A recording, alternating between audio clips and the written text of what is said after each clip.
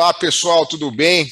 Aqui é Davi Almeida, sou gestor de carteiras autorizado pela CVM, e hoje vamos entrevistar aqui ele que é um dos maiores atletas da história aí do basquete brasileiro, mais de 20 anos de seleção brasileira, uma carreira brilhante na Europa.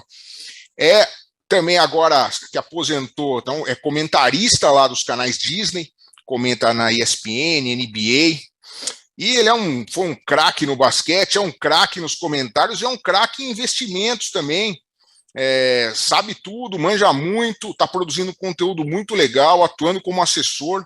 Estou aqui com o Guilherme Giovannoni. Gui, obrigado aí, a gente se conhece faz tempo, mas obrigado aí pela oportunidade da gente poder conversar um pouquinho hoje.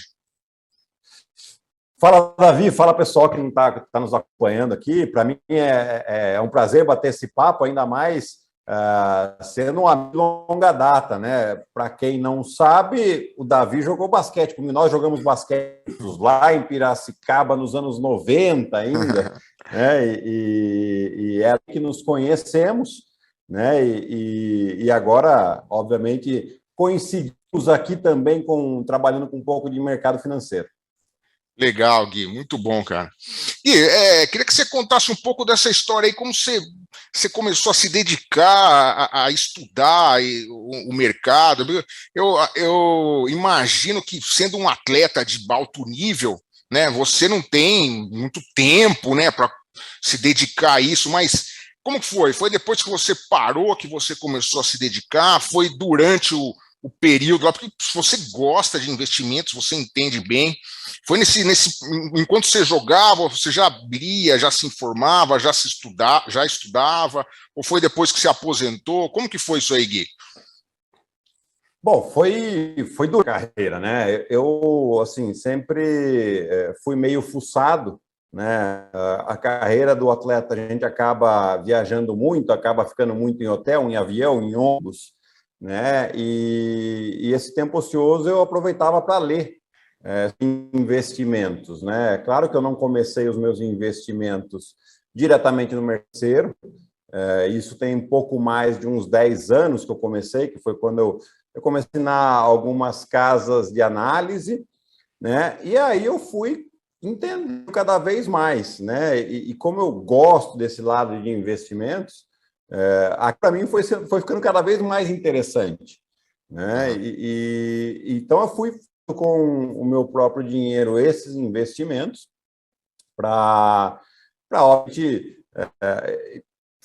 construindo o meu pé de meia, porque a gente sabe, né, que a carreira do atleta não dá para a gente jogar até os 60, 70 anos, como uma carreira, uma outra profissão mais tradicional, né? Então você tem que se preparar para fazer esse pé de meia para o momento em que acontecer de fazer essa transição de carreiras, eu estivesse preparado, né? Eu não precisasse pegar o primeiro e-mail que aparecesse, porque eu precisava pagar minhas contas. Então, eu acabei estudando muito, acabou se tornando uma paixão e hoje tornou a minha profissão, né? Então, de tanto que eu identifiquei com esse mundo do mercado financeiro.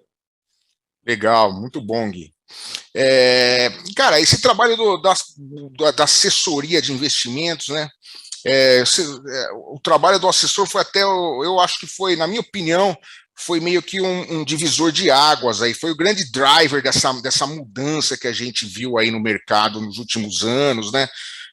Dessa desbancarização, muita gente entrando ali, primeiro com a XP, né, que desbravou isso, e hoje a gente tem aí o BTG muito forte também, né? Como que é o trabalho do assessor? Qual é a importância da pessoa, do investidor em geral, ter um assessor? Porque tem muita gente que fica, às vezes, ali não tem um assessor, ou pelo menos não tem um assessor presente, e fica ali meio perdido, começa a cometer alguns erros. Na sua opinião, como que é esse trabalho do assessor? Qual que é a importância do assessor? Bom, eu acho que é fundamental assim para os investimentos, né?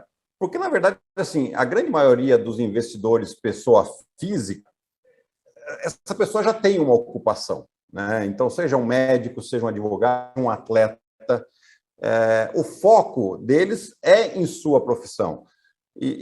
A gente sabe que tem muita coisa, muita opção dentro do mercado financeiro para investir. Opções ótimas, opções boas, não tão boas e opções ruins, né? E eu acho que a função do assessor é trazer essas boas opções para os investidores, alertar sobre os riscos, alertar sobre um eventual sobreposicionamento de carteira, né? Tá muito posicionado em renda variável e se não é o perfil, alertar o investidor, ou em renda fixa, enfim. Eu acho que o assessor ele está para isso, né? Para ficar sempre atento às oportunidades que aparecem e apresentar para os investidores, né? Porque, de novo, cada um está tocando a sua própria vida e está investindo para que você coloque o seu dinheiro para render, sei lá, cada um tem seu objetivo quando investe, né? Então, o assessor, na verdade, é uma ferramenta. É que nem aquela coisa, eu preciso fazer exercício físico, mas você nunca fez e começa a fazer sozinho. A chance de você se machucar é grande, né? Então, você vai atrás de um personal, ou você vai fazer uma dieta, você começa a fazer uma dieta sozinho. Poxa, não, você vai atrás de um nutricionista, né? Obviamente, se você puder, né? Mas, assim, o ideal é você procurar um profissional da área para te orientar. A mesma coisa com o assessor, né? O investidor não pode fazer sozinho? Pode, né? Mas, de novo, ele vai ter que desprender algumas horas do seu dia que, eventualmente, ele dedica para outra coisa para estudar os investimentos, para estudar quais são os produtos que estão disponíveis, né? Então, eu acho que você foi muito feliz aí quando você falou que um mercado foi totalmente desbravado, começando, obviamente, pela XP, que fomentou demais esse mercado, mas hoje as corretoras, os bancos entenderam o potencial desse mercado, a quantidade de pessoas no Brasil que não tem uma assessoria de investimentos e aí acaba deixando dinheiro na poupança ou nem investindo. Então, agora está tendo um crescimento substancial aí nessa questão da assessoria de investimentos. Não, verdade, concordo com você. Eu acho que uma coisa interessante também é esse meio campo aí que o assessor faz entre a demanda do investidor e o contato ali com a plataforma, a corretora, né? Porque é uma coisa que às vezes é muito complicado, né? Você precisa, ali tem uma demanda, tem alguma dúvida, e ali você entrar na corretora, às vezes, sei lá, tentar falar com alguém, ou na mesa, ou alguma dúvida sobre um fundo, né? Isso é uma coisa que o assessor ajuda bastante, né? Você sente isso? Você sente essa demanda aí do pessoal? Sim, bastante. Principalmente, assim, os investidores que vêm dos bancos mais tradicionais, né? Agora, os bancos mais tradicionais estão começando a investir também em assessores. Mas a gente sabe que nunca foi assim. Era o gerente da conta mesmo que atendia os investimentos, né? E, é claro, às vezes o gerente da conta está atendendo algum cliente que, sei lá, para empréstimo, para seguro, enfim, tudo aquilo que ele tem que atender e mais os investimentos. Então, às vezes, não tem essa prontidão de resposta, né? E isso é importante, que o assessor esteja sempre atento, né? De mostrar. A gente mesmo no nosso escritório, a gente tem reunião diária para a gente, né, entender o que tem de oportunidade para a gente trazer para os nossos clientes naquele dia, e aí assim a gente poder ofertar, né, de acordo com cada cliente, com cada perfil de investidor. Então, esse dia a dia do assessor, ele tem que ser bastante específico, sim, para estar atento a cada cliente. Não, verdade, concordo plenamente. E uma dúvida que o pessoal sempre me pergunta é sobre aí, o pessoal que segue o canal, que eu dou consultoria para fundo, para muito investidor, muito trader também, que meu canal é focado em derivativos, então já é um pessoal ali que já passou do step ali de ser operar em ações, já está nos derivativos, já é um pessoal que um foco de gerar uma renda mensal, né? Então, é uma questão que sempre que o pessoal tem aí é onde alocar esse capital extra. E outra questão é sobre a corretora em si, o BTG. O BTG, agora, o pessoal que opera, né, que quem faz muitas operações, geralmente eles buscam por corretoras ali que não tem uma assessoria porque eles querem uma taxa zero, então o cara faz ali muitas operações durante o mês, então se for uma corretagem muito alta acaba prejudicando, mas hoje o BTG e a XP já estão com uma corretagem muito competitiva, tem muita gente migrando aí para o BTG, mas eu confesso que eu não conheço muito bem a plataforma lá do BTG. O que você tem para falar aí sobre o BTG aí para a gente, Gui? Bom, o BTG está com uma plataforma bem legal, assim, tanto para os investimentos mais tradicionais, né, que você vai ter ali as opções de renda fixa, previdência, fundos, né, e depois, obviamente, você tem o home broker, né, que você pode operar ou você pode pedir para a mesa operar. Né? Realmente isso foi uma questão de melhoria muito importante aí do BTG, de ser mais flexível com as taxas de corretagem, de tentar buscar trazer mesmo. É claro que a questão da corretagem zero, né, que todo mundo faz, a propaganda e tal, eu tento sempre explicar para os clientes, beleza, você vai pegar uma corretora de corretagem zero, aí você pega um circuit break aí, você vai querer vender, você vai ter um pouquinho de dificuldade, porque não vai ter tanta estabilidade assim, né? Inclusive, já tive clientes que aconteceram isso e que trocaram de corretora exatamente por isso, né? Aí vai depender um pouco de quanto você movimenta, de quantas operações você faz, para ver se vale a pena manter numa corretora de corretagem zero ou se vir um pouco mais robusta, que você não vai ter esse tipo de problema, porém vai ter um custo. Aliás, todas as corretoras têm custo de corretagem. As que têm corretagem zero, elas vão ter que ganhar de uma outra maneira.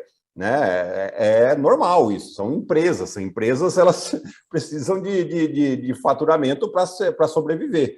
Né? Isso a gente vê todo santo dia no mercado aqui, estudando as empresas. Né?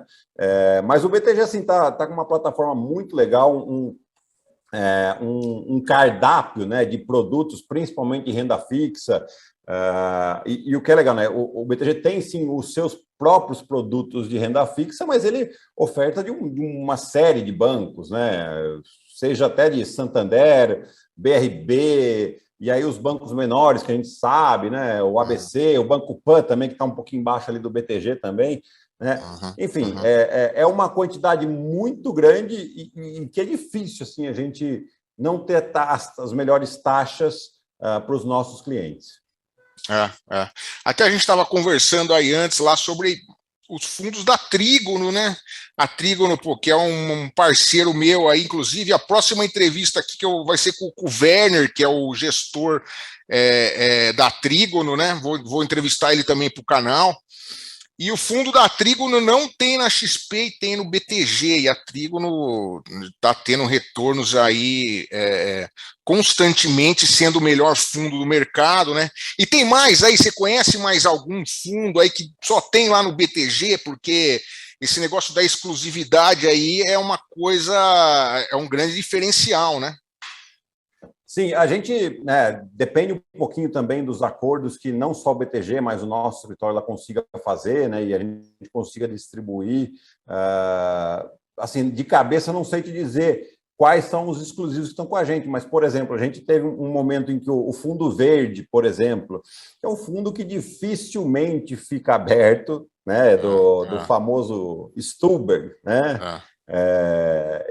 Né, um dos melhores fundos multimercados históricos aqui do Brasil, e a gente conseguiu, por um período onde ele estava fechado, a gente conseguiu uma tranche lá para alocar para os nossos clientes.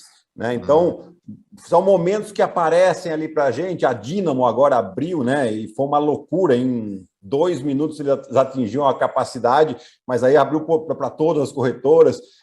Mas a gente está sempre atento assim, a fundos. Às vezes a gente faz dentro do nosso escritório alguns negócios exclusivos também, né? Enfim, a gente quer trazer para os nossos clientes o melhor possível, o melhor rendimento possível para eles, né? E os fundos da Trígono, principalmente um em especial, o Small Caps dele, está voando, né?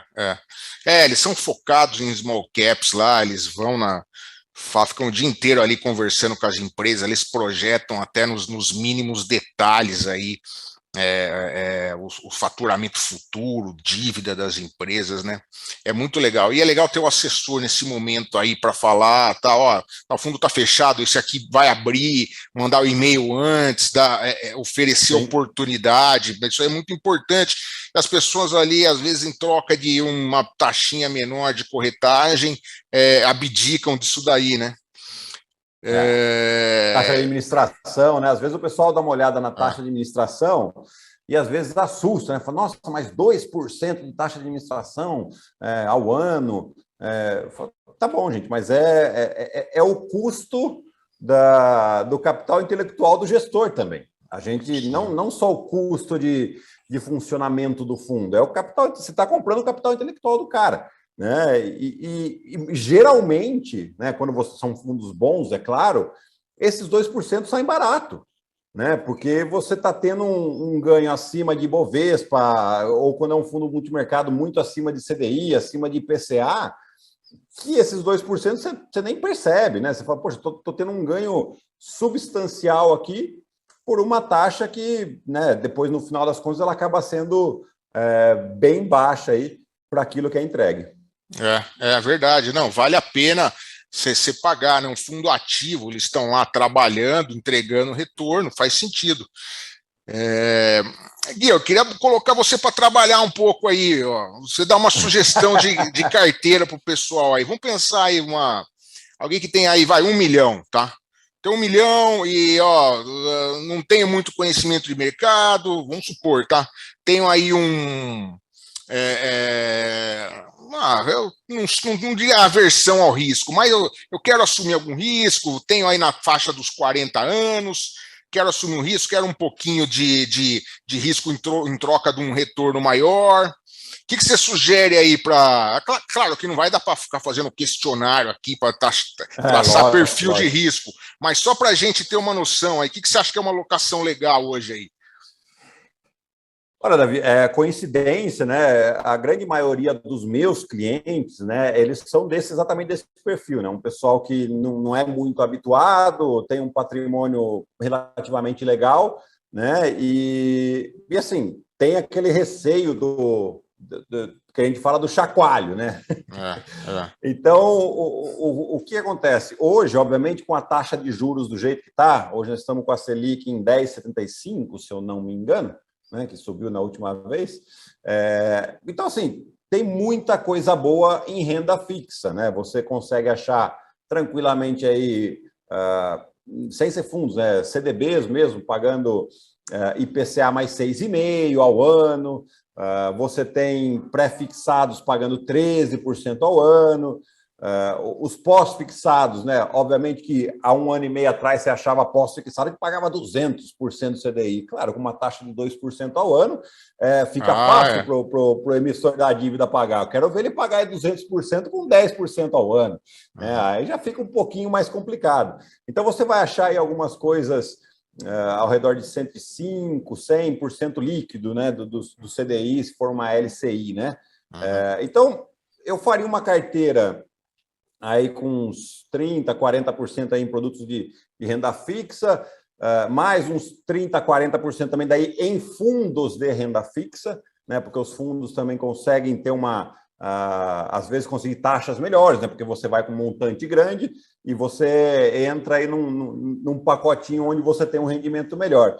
E aí eu manteria, assim, obviamente, um pouquinho de dólar, né? Dólar para proteção, eventualmente até um investimento fora, né? E aí sim um pouco também em renda variável, né? Mas assim, sempre lembrando, né? Para quem está começando é 5, 10% em renda variável, para não ter muito chacoalho mesmo, né? Então você imagina, de agosto para cá, a gente, para quem investiu em renda variável, tá o quê? Estava de cabelo em pé até o mês passado, né? Para quem começou em agosto. Mas, assim, a gente sabe que no longo prazo, no muito longo prazo, questão de anos, né, 5, 10 anos aí nessa janela de tempo, vamos dizer assim, a gente sabe que a renda variável, historicamente, tem entregado muito melhor que renda fixa. Né? Porém, você tem que ter o que a gente fala estômago, você tem que aguentar esse chacoalho. Então, vamos dizer assim, 80% aí praticamente em renda fixa, talvez um pouquinho ali de fundo multimercado, mas mais na renda fixa, aproveitando esses juros que a gente está hoje, né? E aí um pouquinho de dólar, um pouquinho de renda variável, para quem quiser, né? Porque está um pouquinho assim em voga, 1% ali, 2% de criptomoedas, né? Também pode ser através do ETF, né? De hash 11, enfim, uma carteira extremamente conservadora aí para não dar dor de barriga e tentar trazer o melhor retorno possível para o cliente. Não, legal você falar dos fundos de renda fixa, né? Porque hoje tem o pessoal aí que opera ali a curva de juros, né? Consegue pegar um momento certo. A gente está aí numa transição ali que a gente não sabe muito bem para onde essa curva está um pouco indefinida aí. Tem gente falando que vão ter mais duas altas na Selic aí, ela vai beirar 13, tem gente que está falando que 2022 vai ser o ano inteiro de juro em alta, tem gente que está falando que no segundo semestre já começa a reduzir os juros. Então ali para aquele cara que é bom em operar curva, e tem um gestor aí que é muito bom, se você conseguir acertar o timing ali, você às vezes ali num fundo de renda fixa consegue um retorno bem expressivo mesmo. Isso aí é uma coisa que você tem razão. Exato, né? E a gente tem aí, né, os juros no mundo subindo, né? Isso aqui não está sendo uma exclusividade do Brasil, a gente está vendo aí a questão dos juros americanos também, né, que estão subindo, porque a inflação subiu lá também, essa questão da quebra da cadeia de produção, né? Obviamente houve uma escassez de um pouco de tudo, então a demanda está reprimida, o preço vai subir. Foi basicamente isso que aconteceu. Depois do Brasil, a gente tem outros problemas que dão uma apimentada nessa questão da inflação. Mas aproveitar um pouquinho essa alta dos juros aí também para aproveitar esse ganho melhor no juros nominal, mas também a mercado, como se fala, né, tem uma possibilidade de ganho aí quando você acerta esse time mesmo. Verdade. E viu, Gui, fale lá sobre o seu escritório lá, você fica aqui em São Paulo, né? O pessoal aí que tem conta no BTG, quer ir lá migrar, quer ter um assessor aí, um MVP de várias ligas aí já. Quem quer entrar em contato, quem quer talvez estar em outra corretora aí para o BTG, como que é o escritório lá? Vocês são grandes, se você quiser deixar aí o contato, e-mail aí para o pessoal. Claro, eu vou deixar sim. Então, o nosso escritório ele se chama B-Side Investimentos, né? Um escritório que tem aproximadamente 2 anos de existência, né? E ele está ligado ao BTG. Hoje, o nosso escritório já tem cerca de 1,8 bi de reais de custódia. Legal, né? Então, já é um volume bem interessante. Volume bem interessante, sim. Ele teve um crescimento muito bom, assim, desde o início, né? B-side. É o B mudo, B.side. Seria o lado B, né, dos investimentos. Tá. E, claro, quem quiser entrar em contato, pode me mandar uma mensagem no direct do Instagram mesmo, né? Legal. Giovannone12. Né, eu trabalho bem aí com as redes sociais também, quando não, sempre que tem alguma pessoa interessada que entra em contato por ali, eu respondo e a gente troca uma ideia para ver o que é possível fazer, né? Mas assim, o escritório está de portas abertas aí para os clientes que buscam uma boa rentabilidade, que buscam um bom atendimento, que, né, tem uma estrutura muito legal lá no escritório também. Ele fica, acho que é Vila Olímpia ali, né? Ali na Juscelina, entre Vila Olímpia e Vila Nova Conceição. A gente fica ali e total canal aberto aí para quem quiser entrar em contato. Legal, Gui. Brigadão, cara. Foi legal a gente bater esse papo aí. Vamos ver se a gente marca um outro depois para a gente discutir aí mais mercado, discutir carteira. Claro. A gente faz isso aí com mais frequência. Você está produzindo um conteúdo legal. Quem não segue o Gui lá no Instagram está perdendo, porque ele está sempre postando um conteúdo muito legal lá, sem falar que se você gosta de basquete ainda, né?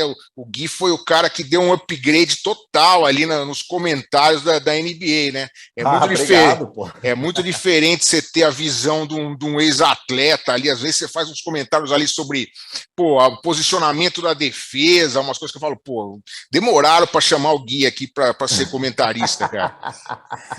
Obrigado, David. Obrigado. São as minhas paixões hoje, né? O basquete, hoje, né, desde os 8 anos de idade que eu estou envolvido com isso, e agora podendo passar um pouquinho desse conhecimento através da TV, e os investimentos, né, que também eu viso ajudar os atletas nessa questão dos investimentos também, mas investimento eu costumo falar sempre nas minhas redes sociais. Investimento é para todo mundo, não é para atleta, não é para mim, não, é para todo mundo. Hoje em dia está muito mais democratizado essa questão dos investimentos. A gente sabe que 10, 15 anos atrás era bem mais difícil esse acesso à informação também, né? E hoje todo mundo tem acesso aí a abrir uma conta numa corretora, enfim. Então, fica aí o convite para o pessoal me seguir lá nas redes sociais. O Instagram é Giovannoni12, o Twitter é Giovannoni12 e o Facebook, que é um pouquinho diferente, mas é Guilherme Giovannoni, então não muda muito também. Não. Legal, Gui. Brigadão, cara. Um abraço aí. A gente vai conversando aí mais e depois a gente tenta marcar mais uma entrevista aí pro canal. Um abração, meu. Fechado. Tudo bom. Fechado, Davi. Um abração. Obrigado pela oportunidade. Valeu, pessoal. Um abraço aí.